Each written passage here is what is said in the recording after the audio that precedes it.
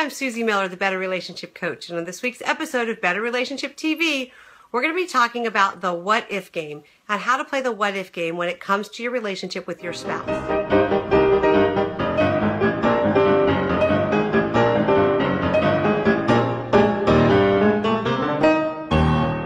So what is the what if game?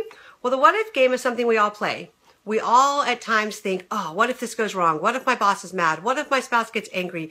What if he's unhappy? What if my kid misbehaves? We all play the what if game.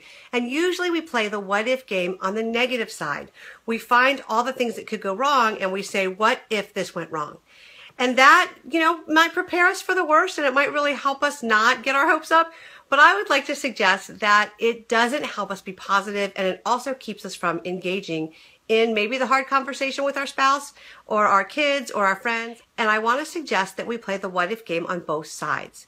So let's go back to what I had said. What if my spouse gets mad when I tell him that I bought this new dress or these new shoes? Would make me kind of not want to tell him, right? But what if you said, what if my spouse was like, yay, way to go, good job, you really should have bought that dress. I've been saying that for a long time, and I'm so glad you bought those shoes.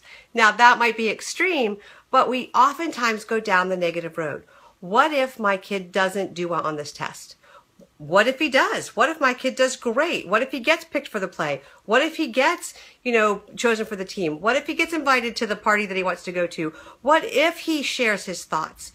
All those different things can be part of our demeanor when we play the what if game on the positive side. What if I bring this up to my spouse and he gets frustrated? Or what if I tell him he's hurt my feelings and it doesn't go well?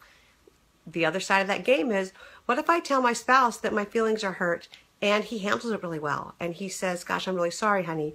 Or he says, tell me more about that because he's read my book. What if things go well? What if the worst case scenario doesn't happen and in fact the best case scenario happens?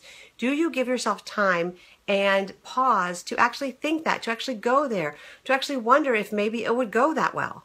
Those are a couple ways that you can turn the what if game around to play to your advantage. So take some time this week and when those what ifs come up, promise yourself that you'll play both sides of the what if game. What if things don't go well? What if things go great? This you could use at work, at home, with kids, but especially with your spouse. Because this is the person that you couldn't wait to see and share your thoughts with and hearts with back in the day when you were dating early marriage. And sometimes life happens and we forget that. So take some time this week, play both sides of the what if game, and can I encourage you to take a risk and have that conversation that you might want to avoid. So that's my tip for this week. If you use it and want to share, please feel free to do so in the comments below, and I'll see you next week.